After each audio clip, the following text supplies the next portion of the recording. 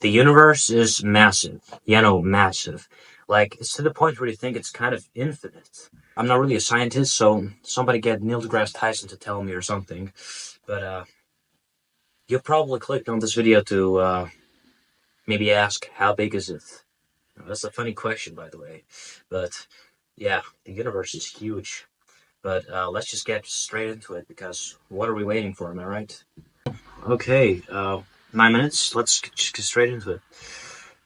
This is Earth. You live here on this planet somewhere, and everything that you've ever known is located right here. But just how small exactly is Earth when compared to the scale of the entire universe? Let's start by zooming out to where we can see our nearest cosmic neighbor, the Moon. You may think that the Moon is very close to Earth since it dominates our night skies, but in reality the Moon isn't this close to our planet, it's actually about this far away. 384,400 kilometers away from you right now on average. You could fit 30 entire Earths in between this distance, and if you somehow were able to drive a Alright, so 34,000. We would need to multiply that by, the Earth is about 38 then, huh?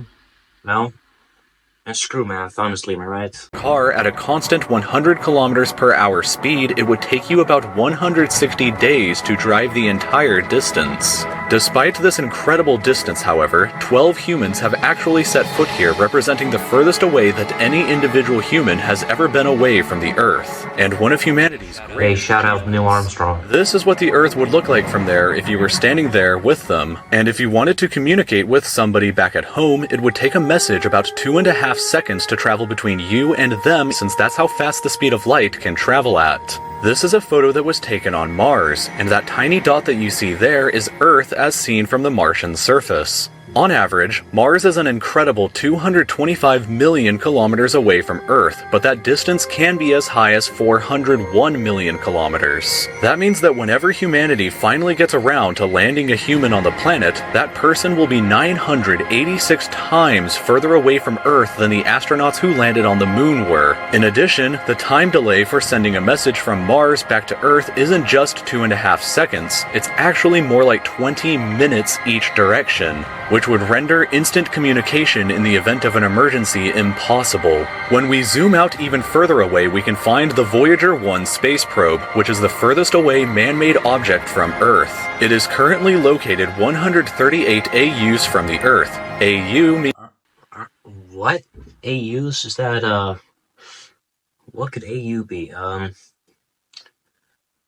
I got no goddamn clue, bro, but that sounds like a lot, bro. Meaning astronomical unit, which is the distance between the Earth and the Sun, which means that Voyager 1 is 138 times further away from us than the Sun is. At some point on its long voyage, Voyager 1 turned its camera around and took this photograph. It may not look like much at first, but in my opinion, this is the greatest single photograph ever taken in all of human history. This tiny, pale blue dot is Earth, and I don't think that anybody has ever said something as amazing about this as Carl Sagan when he said, "If you look at it, you see a dot. That's here.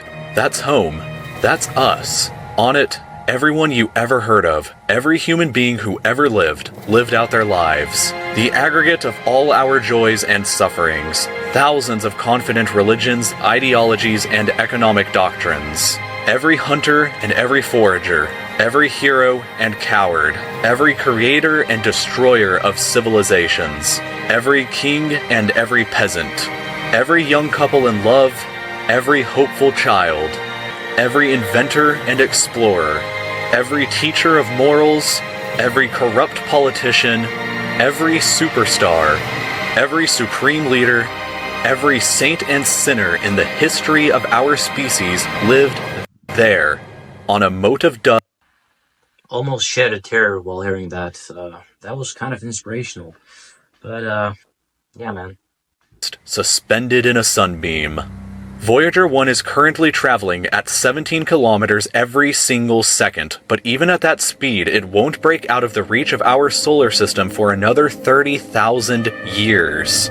Once we go beyond the solar system, we arrive in our interstellar neighborhood. Here we shift to the light year unit of measurement, which is the distance that light travels in a full Earth year, or about 9.461 trillion kilometers. The star Proxima Centauri here is the closest other star to us other than our Sun, but it's still 4.24 light years away from us. To put that into perspective, if it was heading in the right direction, it would still take Voyager 1 over 70,000 years to reach it. In other words, if you drove your car at 100 kilometers an hour like in our previous example to the moon, it would take over 6 times longer than the entire age of the universe is just to finally get there, and it wouldn't even exist still when you arrived. When we zoom out even further, we can see the entire Milky Way galaxy, inside of which Earth is located right here. This yellow dot is the furthest extent of humanity's radio broadcasts throughout history, which means that any possible aliens who live outside of this range are totally unaware of humanity's presence. It's complete silence outside of this yellow dot as far as we are currently aware, but the entire galaxy spans over 100,000 light years from end to end. There are over 100 billion stars and over 100 billion planets inside of our galaxy.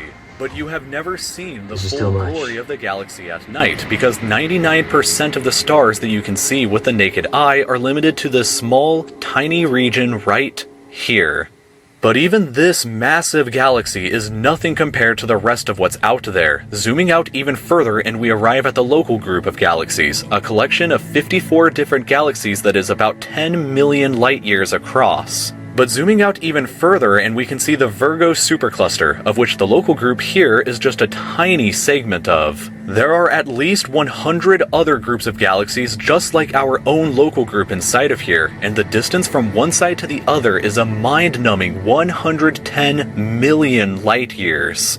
But even the massive Virgo supercluster is nothing but a quiet and tiny lobe of the Great Laniakea supercluster, an enormous structure that is home to our galaxy as well as 100,000 other galaxies. The distance from one side to the other is 520 million light years, but from even there we can zoom out all the way to the entire observable universe and see that even the titanic Laniakea supercluster is just a tiny and insignificant part of everything. This is the observable universe, and it contains everything that we know of. It is home to at least 2 trillion different and individual galaxies, which I feel like we're not meant to know all of this. I mean, like how do we actually know? Or this is obviously just guessing, but this is still absolutely insane. I mean, imagine if this is what we know. Imagine what we don't know of. This is probably just a dust compared to the rest of the universe. Man. Oh man, oh man.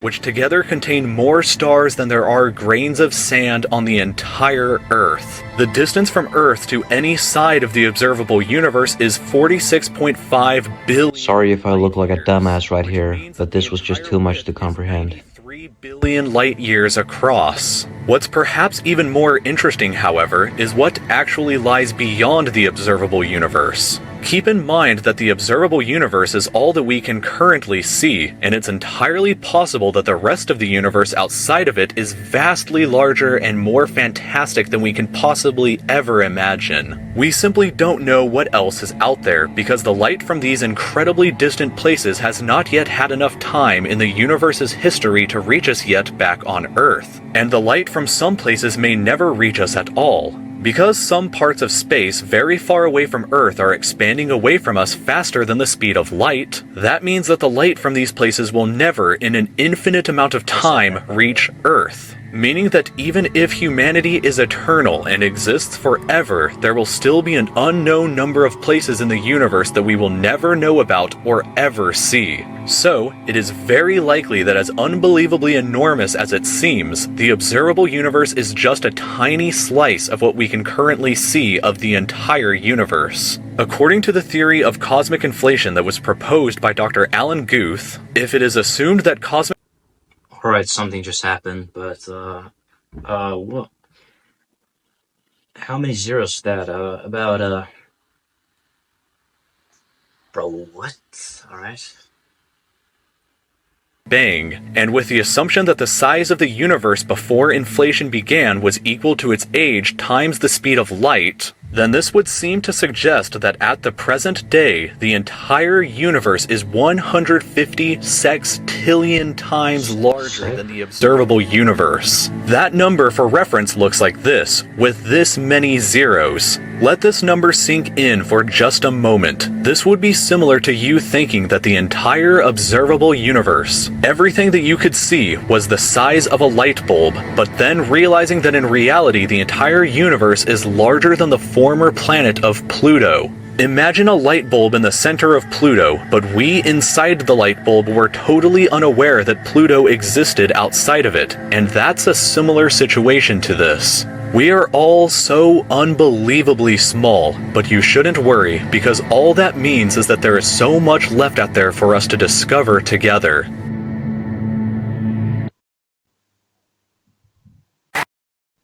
Right, that was huge actually. Kind of shocked me. It really changed this perspective of my life, if I'm being honest with you. I hope it changed yours too, because that was really fascinating. But at least we have a lot of space, you know? We have a lot of oxygen, so more space means more oxygen, I guess. Or not. No, you can't breathe in space. God, I'm a dumbass. Anyways, yeah, I hope you enjoyed.